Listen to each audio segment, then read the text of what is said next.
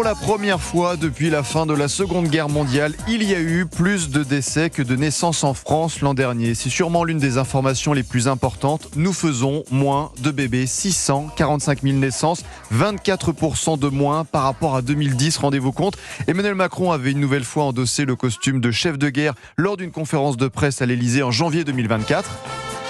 Le chef de l'État avait sonné la mobilisation générale avec des mots guerriers qu'il sait utiliser sur tous les sujets. Ce réarmement démographique. Le réarmement démographique, sauf que 2 ans plus tard, le constat est encore plus inquiétant. Alors les raisons sont nombreuses, personnelles, les difficultés économiques, l'infertilité, mais il y a aussi le discours entendu dans la classe politique.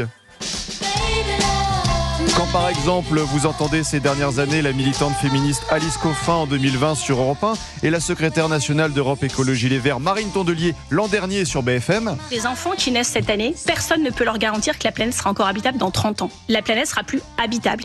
Actuellement, dans l'humanité, les hommes posent un souci. Ou encore la députée écologiste Sandrine Rousseau sur TF1 en janvier 2024. Il n'y a pas d'enjeu national à ce qu'il y ait des enfants, parce que ça, ce type de discours-là, ce sont des discours qu'on a vus dans les pires périodes de notre nation. Le discours d'une partie de la classe politique qui peut nous faire culpabiliser sur le désir d'enfant. Le discours dans l'espace médiatique, comme sur France Inter en mai 2024, quand la journaliste Sonia De Villers interrogeait Marion Maréchal sur la famille. Quelle différence y a-t-il entre la défense de la famille que vous proposez, vous, et celle que proposait le maréchal Pétain ?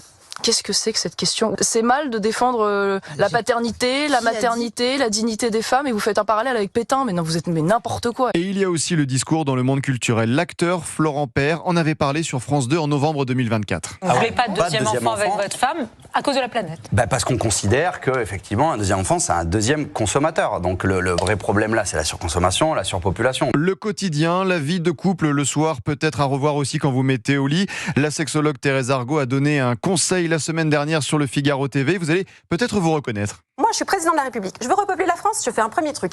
Interdiction des portables dans les chambres à coucher.